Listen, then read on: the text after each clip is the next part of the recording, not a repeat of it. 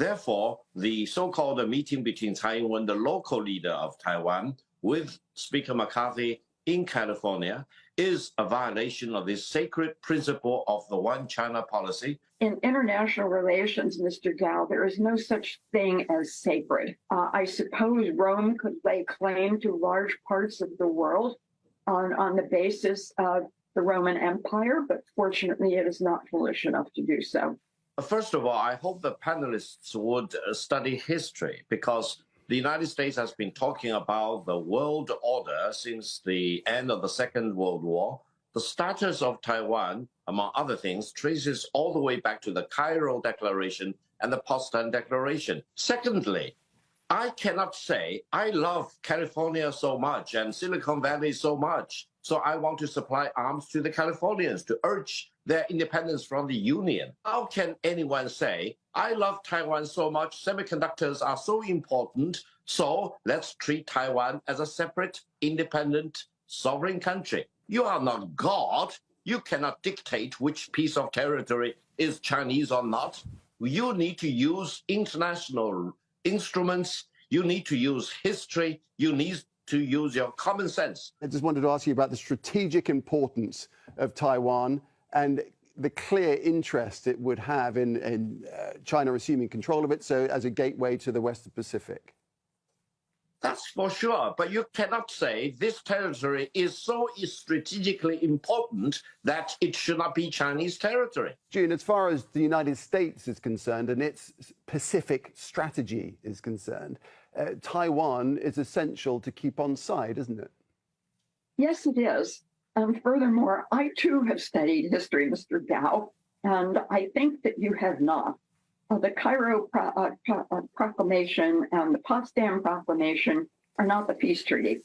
The peace treaty was the Treaty of San Francisco, in which Japan said that it forswore the possession of Taiwan, but it did not say who should Taiwan be returned to. I hope she will hire a lawyer, because she is not talking about the legal status in the clearly legal terms. I'm registered as an attorney of law in the state of New York. I think I know what I'm talking about. She is not talking about the real legal status of the situation involving the island of Taiwan.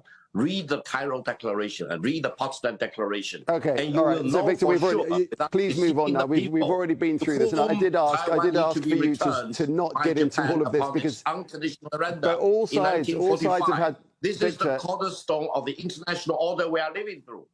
Now, talking about what will happen, each time the United States violates the one China policy, including Speaker Nancy Pelosi's visit to Taiwan last year in August, then China will be fully justified to move one step closer to exercising real administration of the island of Taiwan, eventually in all respects.